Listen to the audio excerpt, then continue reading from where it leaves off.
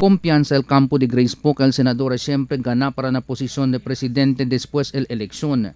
Este agay queda huésped de honor el uno del mga volunteer lawyers de Grace Po, asigun kun attorney Martin Loon. Maskin da prekurase laga si Alcalde Rodrigo Duterte kun Grace Po na mga survey. Klaro pa siyempre kay el senador na tapripiri el mga botante kay el siguiente presidente del nasyon. Debate and because of the efforts of the campaign, she's still maintaining her lead, no? Although in statistical tie now with Mayor Duterte, but she still manages to be very strong despite all the problems that have beset the campaign durante el primer tiempo, no?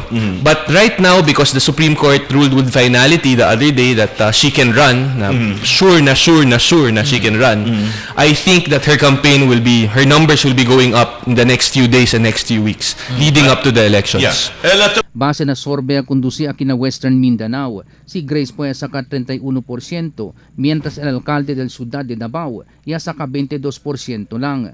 Kumpiyansa también el campo de Grace Po kay después el Korte Suprema ya dali el final desisyon a pabor con Grace Po después naman deny con el motion for reconsideration. Esperanzo kay mas subi pa el numero de Grace Po na mga resulta de survey na mga siguiente dia. Mira que Grace Po is leading by 31%. Yes, aki na Western Mindanao for Region 9. For Region 9. For Region 9, according to the Lilo survey, Senator Grace Po obtained a total of 31%.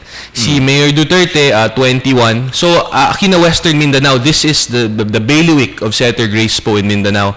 And she's very, very grateful, no? Alegre gadle kay aquí na Zamboanga, especialmente, él es siempre a leading presidential candidate. Y grande ga di su amor con el Zamboanga y con el Region 9. With all this, el senadora Grace Po promete na un interview del Dateline Teleradio con él del otro semana kay na primer 100 día del su administrasyon. Manjunta él con el opisales lokal del ciudad para saber si cosa proyecto debe implementa aquí na siyudad de Zamboanga. Gilbert Manuel, Dateline Zamboanga.